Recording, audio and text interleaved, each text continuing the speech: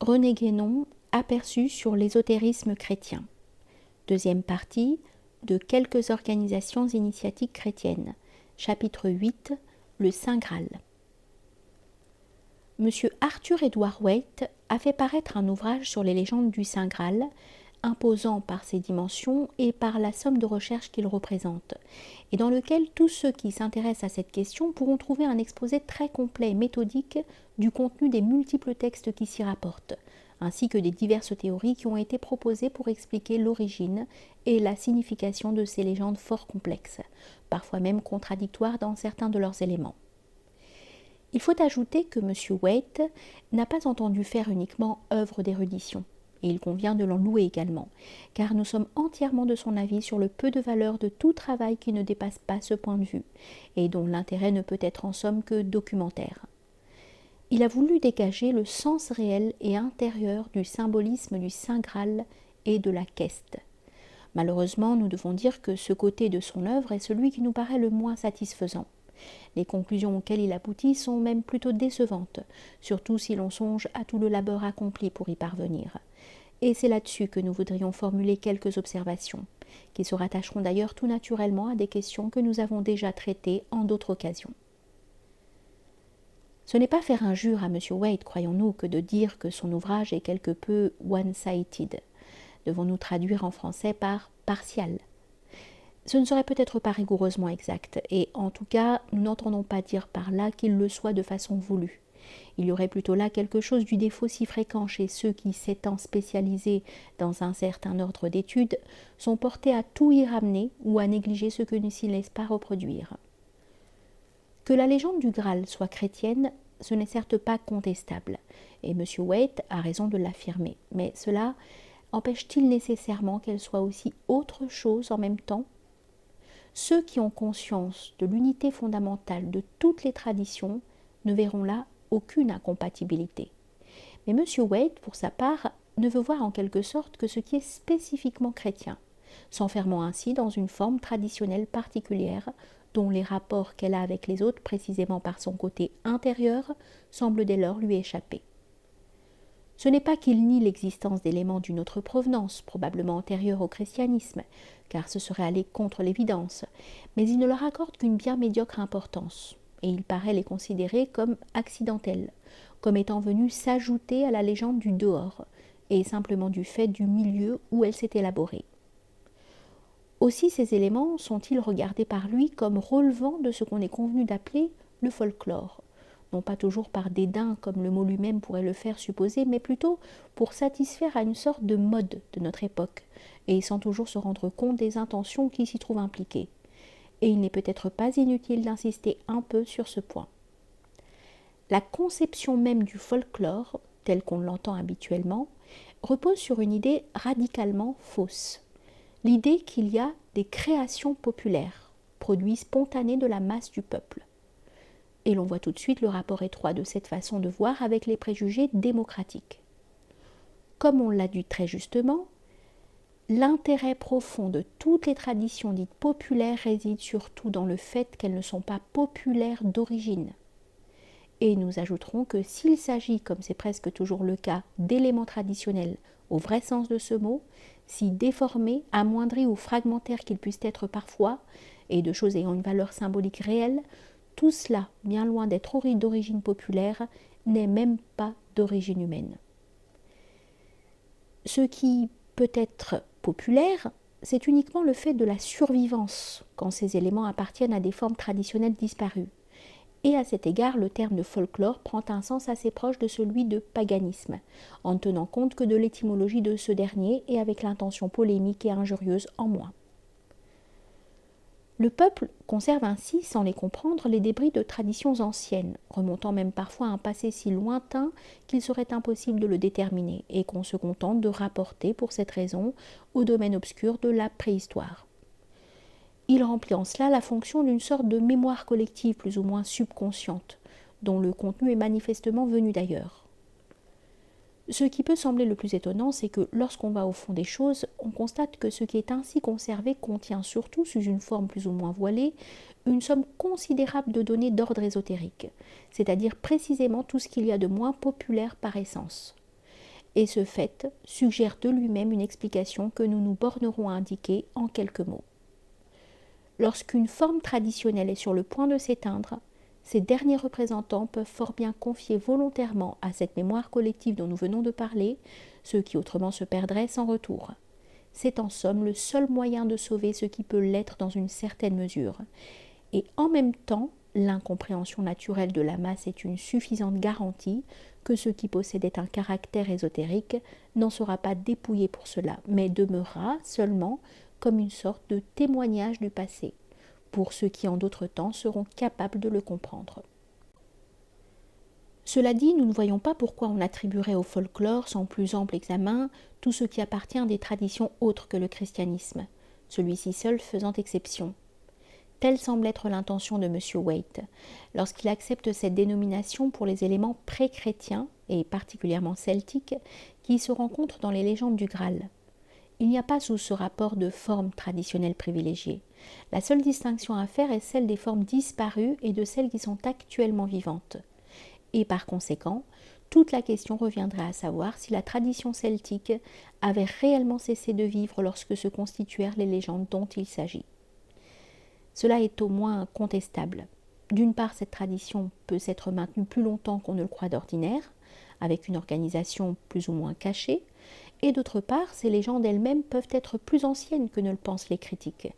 Non pas qu'il y ait eu forcément des textes aujourd'hui perdus auxquels nous ne croyons guère plus que M. Waite, mais par une transmission orale qui peut avoir duré plusieurs siècles, ce qui est loin d'être un fait exceptionnel. Nous voyons là pour notre part la marque d'une jonction entre deux formes traditionnelles, l'une ancienne et l'autre nouvelle alors, la tradition celtique et la tradition chrétienne, jonction par laquelle ce qui devait être conservé de la première fut en quelque sorte incorporé à la seconde, en se modifiant sans doute jusqu'à un certain point quant à la forme extérieure par adaptation et assimilation, mais non point en se transposant sur un autre plan, comme le voudrait M. Waite, car il y a des équivalences entre toutes les traditions régulières. Il y a donc là bien autre chose qu'une simple question de source, au sens où l'entendent les érudits. Il serait peut-être difficile de préciser exactement le lieu et la date où cette jonction s'est opérée, mais cela n'a qu'un intérêt secondaire et presque uniquement historique. Il est d'ailleurs facile de concevoir que ces choses sont de celles qui ne laissent pas de traces dans des documents écrits. Peut-être l'Église celtique ou chaldéenne mérite-t-elle à cet égard plus d'attention que M. Waite ne semble disposé à lui en accorder. Sa dénomination même pourrait le donner à entendre, et il n'y a rien d'invraisemblable à ce qu'il y ait eu derrière elle quelque chose d'un autre ordre, non plus religieux mais initiatique, car comme tout ce qui se rapporte aux liens existants entre les différentes traditions, ce dont il s'agit ici relève nécessairement du domaine initiatique ou ésotérique. L'exotérisme, qu'il soit religieux ou autre, ne va jamais au-delà des limites de la forme traditionnelle à laquelle il appartient en propre. Ce qui dépasse ces limites ne peut appartenir à une église comme telle, mais celle-ci peut seulement en être le support extérieur. Et c'est là une remarque sur laquelle nous aurons l'occasion de revenir par la suite. Une autre observation, concernant plus particulièrement le symbolisme, s'impose également. Il y a des symboles qui sont communs aux formes traditionnelles les plus diverses et les plus éloignées, les unes des autres, non pas par suite d'emprunts, qui dans bien des cas seraient tout à fait impossibles, mais parce qu'ils appartiennent en réalité à la tradition primordiale, dont ces formes sont toutes issues directement ou indirectement. Ce cas est précisément celui du vase ou de la coupe. Pourquoi ce qui s'y rapporte ne serait-il que du folklore quand il s'agit de traditions pré-chrétiennes, alors que dans le christianisme seul, elle serait un symbole essentiellement eucharistique? Ce ne sont pas les assimilations envisagées par Burnouf ou par d'autres qui sont ici à rejeter, mais bien les interprétations naturalistes qu'ils ont voulu étendre au christianisme, comme à tout le reste, et qui en réalité ne sont valables nulle part. Il faudrait donc faire ici exactement le contraire de ce que fait M. Waite, qui, s'arrêtant à des explications extérieures et superficielles, qu'il accepte de confiance tant qu'il ne s'agit pas du christianisme, voit des sens radicalement différents et sans rapport entre eux, là où il n'y a que les aspects plus ou moins multiples d'un même symbole ou ses diverses applications. Sans doute en eût-il été autrement s'il n'avait été gêné par son idée préconçue d'une sorte d'hétérogénéité du christianisme par rapport aux autres traditions. De même, M. Waite repousse fort justement en ce qui concerne la légende du Graal les théories qui font appel à de prétendus dieux de la végétation. Mais il est regrettable qu'il soit beaucoup moins net à l'égard des mystères antiques, qu'ils n'eurent jamais rien de commun non plus avec ce naturalisme d'invention toute moderne. Les dieux de la végétation, et autres histoires du même genre, n'ont jamais existé que dans l'imagination de Fraser et de ses pareils, dont les intentions antitraditionnelles ne sont d'ailleurs pas douteuses. À la vérité, il semble bien aussi que M. Waite soit plus ou moins influencé par un certain évolutionnisme. Cette tendance se traduit notamment lorsqu'il déclare que ce qui importe, c'est beaucoup moins l'origine de la légende que le dernier état auquel elle est parvenue par la suite. Et il paraît croire qu'il a dû y avoir, de l'une à l'autre, une sorte de perfectionnement progressif. En réalité, s'il s'agit de quelque chose qui a un caractère vraiment traditionnel, tout doit au contraire s'y trouver dès le commencement, et les développements ultérieurs ne font que le rendre plus explicite, sans adjonction d'éléments nouveaux et venus de l'extérieur. M. Waite paraît admettre une sorte de spiritualisation par laquelle un sens supérieur aurait pu venir se greffer sur quelque chose qui ne le comportait pas tout à fait d'abord. En fait, c'est plutôt l'inverse qui se produit généralement, et cela rappelle un peu trop les vues profanes des historiens des religions. Nous trouvons à propos de l'alchimie un exemple très frappant de cette sorte de renversement. M. Waite pense que l'alchimie matérielle a précédé l'alchimie spirituelle et que celle-ci n'a fait son apparition qu'après Kunrat et Jacob Boehme. S'il connaissait certains traités arabes bien antérieurs à ceux-ci, il serait obligé, même en s'en tenant aux documents écrits, de modifier cette opinion. Et en outre, puisqu'il reconnaît que le langage employé est le même dans les deux cas, nous pourrions lui demander comment il peut être sûr que dans tel ou tel texte, il ne s'agit que d'opérations matérielles. La vérité est qu'on n'a pas toujours éprouvé le besoin de déclarer expressément qu'il s'agissait d'autre chose, qui devait même au contraire être voilé précisément par le symbolisme mis en usage. Et s'il est arrivé par la suite que certains l'aient déclaré, ce fut surtout en présence de dégénérescence due à ce qu'il y avait dès lors des gens qui, ignorant de la valeur des symboles, prenaient tout à la lettre et dans un sens exclusivement matériel. C'étaient les souffleurs, précurseurs de la chimie moderne. Penser qu'un sens nouveau peut être donné à un symbole qui ne le possédait pas par lui-même, c'est presque nier le symbolisme, car c'est en faire quelque chose d'artificiel, sinon d'entièrement arbitraire et en tout cas de purement humain. Et dans cet ordre d'idées, M. Waite va jusqu'à dire que chacun trouve dans un symbole ce qu'il y met lui-même, si bien que sa signification changerait avec la mentalité de chaque époque. Nous reconnaissons là des théories psychologiques chères à bon nombre de nos contemporains. Et n'avions-nous pas raison de parler d'évolutionnisme ? Nous l'avons dit souvent et nous ne saurions trop le répéter. Tout véritable symbole porte ses multiples sens en lui-même, et cela dès l'origine, car il n'est pas constitué comme tel en vertu d'une convention humaine, mais en vertu de la loi de correspondance qui relie tous les mondes entre eux, que tandis que certains voient ces sens, d'autres ne les voient pas ou n'en voient qu'une partie, ils n'y sont pas moins réellement contenus.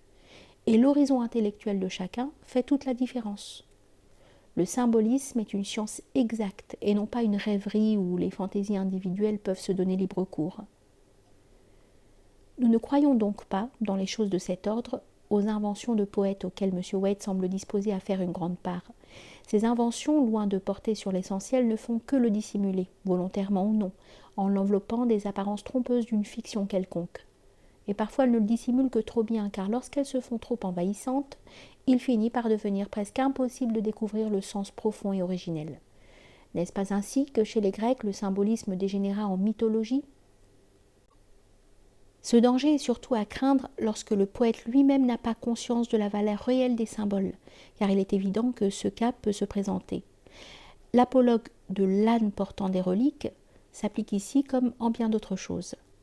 Et le poète, alors, jouera en somme un rôle analogue à celui du peuple profane conservant et transmettant à son insu des données initiatiques, ainsi que nous le disions plus haut. La question se pose ici tout particulièrement. Les auteurs des romans du Graal furent-ils dans ce dernier cas, ou au contraire, furent-ils conscients, à un degré ou à un autre, du sens profond de ce qu'ils exprimaient ? il n'est certes pas facile d'y répondre avec certitude, car là encore les apparences peuvent faire illusion. En présence d'un mélange d'éléments insignifiants et incohérents, on est tenté de penser que l'auteur ne savait pas de quoi il parlait. Pourtant, il n'en est pas forcément ainsi, car il est arrivé souvent que les obscurités et même les contradictions soient parfaitement voulues, et que les détails inutiles aient expressément pour but d'égarer l'attention des profanes, de la même façon qu'un symbole peut être dissimulé intentionnellement dans un motif d'ornementation plus ou moins compliqué. Au Moyen-Âge surtout, les exemples de ce genre abondent, ne serait-ce que chez Dante et les fidèles d'amour. Le fait que le sens supérieur transparaît moins chez Chrétien de Troyes, par exemple, que chez Robert de Boron, ne prouve donc pas nécessairement que le premier en ait été moins conscient que le second. Encore moins faudrait-il en conclure que ce sens est absent de ses écrits, ce qui serait une erreur comparable à celle qui consiste à attribuer aux anciens alchimistes des préoccupations d'ordre uniquement matériel, pour la seule raison qu'ils n'ont pas jugé à propos d'écrire en toutes lettres que leur science était en réalité de nature spirituelle. Au surplus, la question de l'initiation des auteurs des romans a peut-être moins d'importance qu'on ne pourrait le croire au premier abord, puisque, de toute façon, elle ne change rien aux apparences sous lesquelles le sujet est présenté. Dès lors qu'il s'agit d'une extériorisation de données ésotériques, mais qui ne saurait en aucune façon être une vulgarisation, il est facile de comprendre qu'ils doivent en être ainsi. Nous irons plus loin. Un profane peut même, pour une telle extériorisation, avoir servi de porte-parole à une organisation initiatique, qu'il l'aura choisie à cet effet simplement pour ses qualités de poète ou d'écrivain, ou pour toute autre raison contingente. Dante écrivait en parfaite connaissance de cause. Chrétien de Troyes, Robert de Boron et bien d'autres furent probablement beaucoup moins conscients de ce qu'ils exprimaient, et peut-être même certains d'entre eux ne le furent-ils pas du tout. Mais peu importe au fond, car s'il y avait derrière eux une organisation initiatique, quelle qu'elle fût d'ailleurs, le danger d'une déformation due à leur incompréhension se trouvait par là même écarté, cette organisation pouvant les guider constamment sans même qu'ils s'en doutent, soit par l'intermédiaire de certains de ses membres leur fournissant les éléments à mettre en œuvre, soit par des suggestions, des influences d'un autre genre, plus subtiles et moins tangibles, mais non moins réelles pour cela ni moins efficaces. On comprendra sans peine que ceci n'a rien à voir avec la soi-disant inspiration poétique, telle que les modernes l'entendent, et qui n'est en réalité que de l'imagination pure et simple, ni avec la littérature au sens profane de ce mot, et nous ajouterons tout de suite qu'il ne s'agit pas davantage de mysticisme. Mais ce dernier point touche directement à d'autres questions que nous envisagerons dans la seconde partie de cette étude. Il ne nous paraît pas douteux que les origines de la légende du Graal doivent être rapportées à la transmission d'éléments traditionnels d'ordre initiatique, du druidisme au christianisme. Cette transmission ayant été opérée régulièrement, et quelles qu'en étaient d'ailleurs les modalités, ces éléments firent dès lors partie intégrante de l'ésotérisme chrétien. Nous sommes d'accord avec M. Waite sur ce second point, mais nous devons dire que le premier semble lui avoir échappé. L'existence de l'ésotérisme chrétien au Moyen-Âge est une chose absolument certaine. Les preuves de tout genre en abondent, et les dénégations dues à l'incompréhension moderne, qu'elles proviennent d'ailleurs de partisans ou d'adversaires du christianisme, ne peuvent rien contre ce fait. Nous avons eu assez souvent l'occasion de parler de cette question pour qu'il ne soit pas nécessaire d'y insister ici. Mais parmi ceux mêmes qui admettent l'existence de cet ésotérisme, il en est beaucoup qui s'en font une conception plus ou moins inexacte, et tel nous paraît être aussi le cas de M. Waite, à en juger par ses conclusions. Il y a là encore des confusions et des malentendus qu'il importe de dissiper. Tout d'abord, qu'on remarque bien que nous disons ésotérisme chrétien, et non christianisme ésotérique. Il ne s'agit point en effet d'une forme spéciale de christianisme. Il s'agit du côté intérieur de la tradition chrétienne. Et il est facile de comprendre qu'il y a là plus qu'une simple nuance. En outre, lorsqu'il y a lieu de distinguer ainsi dans une forme traditionnelle deux faces, l'une exotérique et l'autre ésotérique, il doit être bien entendu qu'elles ne se rapportent pas au même domaine, si bien qu'il ne peut y avoir entre elles de conflit ou d'opposition d'aucune sorte. En particulier lorsque l'exotérisme revêt le caractère spécifiquement religieux, comme c'est ici le cas, l'ésotérisme correspondant, tout en y prenant sa base et son support, n'a en lui-même rien à voir avec le domaine religieux et se situe dans un ordre totalement différent. Il résulte immédiatement de là que cet ésotérisme ne peut en aucun cas être représenté par des églises ou des sectes quelconques, qui par définition même sont toujours religieuses, donc exotériques. C'est là encore un point que nous avons déjà traité en d'autres circonstances et qu'il nous suffit donc de rappeler sommairement. Certaines sectes ont pu naître d'une confusion entre les deux domaines et d'une extériorisation erronée de données ésotériques mal comprises et mal appliquées. Mais les organisations initiatiques véritables, se maintenant strictement sur leur terrain propre, demeurent forcément étrangères à de telles déviations, et leur régularité même les oblige à ne reconnaître que ce qui présente un caractère d'orthodoxie, fût-ce dans l'ordre exotérique. On est donc assuré par là que ceux qui veulent rapporter à des sectes ce qui concerne l'ésotérisme ou l'initiation font fausse route et ne peuvent que s'égarer. Point n'est besoin d'un plus ample examen pour écarter toute hypothèse de ce genre. Et si l'on trouve dans quelques sectes des éléments qui paraissent être de nature ésotérique, il faut en conclure non point qu'ils ont eu là leur origine, mais tout au contraire, qu'ils y ont été détournés de leur véritable signification. Cela étant, certaines difficultés apparentes se trouvent aussitôt résolues, ou pour mieux dire, on s'aperçoit qu'elles sont inexistantes. Ainsi, il n'y a pas lieu de se demander quelle peut être la situation par rapport à l'orthodoxie chrétienne, entendue au sens ordinaire, d'une ligne de transmission en dehors de la succession apostolique, comme celle dont il est question dans certaines versions de la légende du Graal. S'il s'agit là d'une hiérarchie initiatique, la hiérarchie religieuse ne saurait en aucune façon être affectée par son existence, que d'ailleurs elle n'a point à connaître officiellement, si l'on peut dire, puisqu'elle-même n'exerce de juridiction légitime que dans le domaine exotérique. De même, lorsqu'il est question d'une formule secrète en relation avec certains rites, il y a, disons-le franchement, une singulière naïveté à se demander si la perte ou l'omission de cette formule ne risque pas d'empêcher que la célébration de la messe puisse être regardée comme valable. La messe telle qu'elle est un rite religieux, et il s'agit là d'un rite initiatique. Chacun vaut dans son ordre, et même si l'un et l'autre ont en commun un caractère eucharistique, cela ne change rien à cette distinction essentielle, pas plus que le fait qu'un même symbole peut être interprété à la fois aux deux points de vue exotérique et ésotérique. N'empêche ceci d'être extrêmement distincts et de se rapporter à des domaines totalement différents.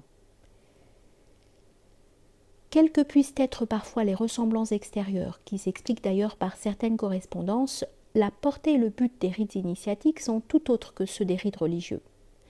À plus forte raison, il n'y a pas à rechercher si la formule mystérieuse dont il s'agit ne pourrait pas être identifiée avec une formule en usage dans telle ou telle église possédant un rituel plus ou moins spécial. D'abord, tant qu'il s'agit d'églises orthodoxes, les variantes du rituel sont tout à fait secondaires et ne peuvent aucunement porter sur quelque chose d'essentiel. Ensuite, ces divers rituels ne peuvent jamais être autres que religieux et comme tels ils sont parfaitement équivalents, la considération de l'un ou de l'autre ne nous rapprochant pas davantage du point de vue initiatique. Que de recherches et de discussions inutiles on s'épargnerait si l'on était avant toute chose bien fixé sur les principes. Maintenant que les écrits concernant la légende du Graal soient émanés directement ou indirectement d'une organisation initiatique, cela ne veut point dire qu'ils constituent un rituel d'initiation, comme certains l'ont supposé assez bizarrement. Il est curieux de noter qu'on n'a jamais émis une semblable hypothèse, à notre connaissance du moins, pour des œuvres qui pourtant décrivent beaucoup plus manifestement un processus initiatique, comme la Divine Comédie ou le roman de la Rose. Il est bien évident que tous les écrits qui présentent un caractère ésotérique ne sont pas pour cela des rituels. M. Waite, qui rejette avec juste raison cette supposition, en fait ressortir des invraisemblances. Tel est notamment le fait que le prétendu récipiendaire aurait une question à poser, au lieu d'avoir au contraire à répondre aux questions de l'initiateur, ainsi que cela a lieu généralement. Et nous pourrions ajouter que les divergences qui existent entre les différentes versions sont incompatibles avec le caractère d'un rituel, qui a nécessairement une forme fixe et bien définie. Mais en quoi tout cela empêche-t-il que la légende se rattache à quelque autre titre à ce que M. Waite appelle Institute Mysteries, et que nous appelons plus simplement les organisations initiatiques? c'est qu'il se fait de celle-ci une idée beaucoup trop étroite et inexacte par plus d'un côté. D'une part, il semble les concevoir comme quelque chose de presque exclusivement cérémoniel, ce qui, remarque-t-on en passant, est une façon de voir assez typiquement anglo-saxonne, et d'autre part, suivant une erreur très répandue et sur laquelle nous avons déjà bien souvent insisté, il se les représente comme étant plus ou moins des sociétés. Alors que si quelques-unes d'entre elles en sont arrivées à prendre une telle forme, ce n'est là que l'effet d'une sorte de dégénérescence toute moderne. Il a sans doute connu par expérience directe un bon nombre de ces associations pseudo-initiatiques qui pullulent de nos jours en Occident. Et s'il paraît en avoir été plutôt déçu, il n'en est pas moins demeuré en un certain sens influencé par ce qu'il y a vu. Nous voulons dire que, faute de percevoir nettement la différence de l'initiation authentique et de la pseudo-initiation, il attribue à tort aux véritables organisations initiatiques des caractères comparables à ceux des contrefaçons avec lesquels il s'est trouvé en contact. Et cette méprise entraîne encore d'autres conséquences, infectant directement, comme nous allons le voir, les conclusions positives de son étude. Il est évident en effet que tout ce qui est d'ordre initiatique ne saurait en aucune façon rentrer dans un cadre aussi étroit que le serait celui de sociétés constituées à la manière moderne. Mais précisément, là où M. Waite ne retrouve plus rien qui ressemble de près ou de loin à ces sociétés, il se perd, et il en arrive à admettre la supposition fantastique d'une initiation pouvant exister en dehors de toute organisation et de toute transmission régulière. Nous ne pouvons mieux faire ici que de renvoyer aux articles que nous avons consacrés précédemment à cette question.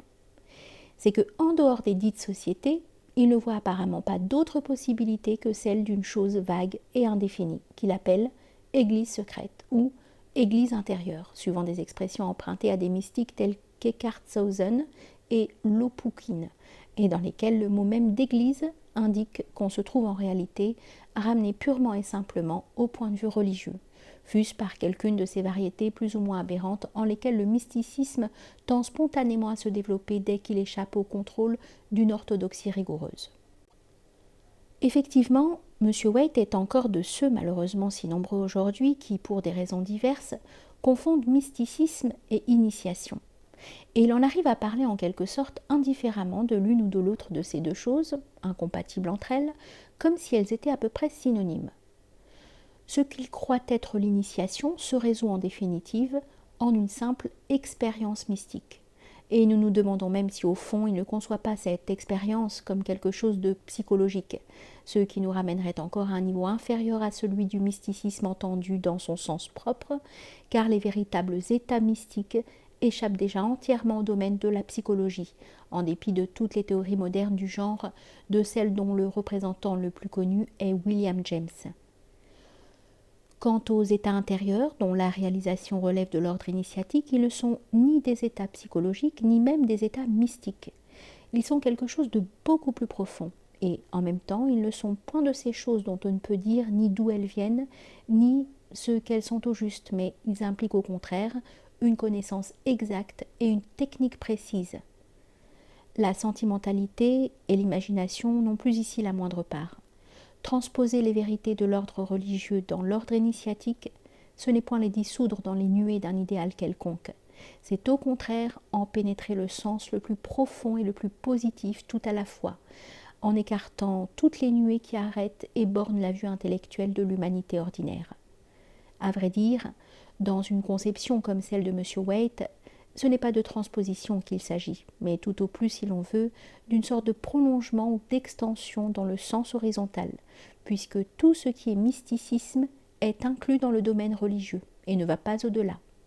Et pour aller effectivement au-delà, il faut autre chose que l'agrégation à une église qualifiée d'intérieure, surtout, à ce qu'il semble, parce qu'elle n'a qu'une existence simplement idéale, ce qui, traduit en termes plus nets, revient à dire qu'elle n'est en fait qu'une organisation de rêve. Là ne saurait être véritablement le secret du Saint Graal, non plus d'ailleurs qu'aucun autre secret initiatique réel. Si l'on veut savoir où se trouve ce secret, il faut se reporter à la constitution très positive des centres spirituels, ainsi que nous l'avons indiqué assez explicitement dans notre étude sur le roi du monde. Nous nous bornerons à cet égard à remarquer que M. Waite touche parfois à des choses dont la portée semble lui échapper. C'est ainsi qu'il lui arrive de parler à diverses reprises de choses substituées, qui peuvent être des paroles ou des objets symboliques. Or, ceci peut se référer soit aux divers centres secondaires en tant qu'ils sont des images ou des reflets du centre suprême, soit aux phases successives de l'obscuration qui se produit graduellement en conformité avec les lois cycliques, dans la manifestation de ces mêmes centres par rapport au monde extérieur. D'ailleurs, le premier de ces deux cas rentre d'une certaine façon dans le second, car la constitution même des centres secondaires correspondant aux formes traditionnelles particulières, quelles qu'elles soient, marque déjà un premier degré d'obscuration vis-à-vis de la tradition primordiale.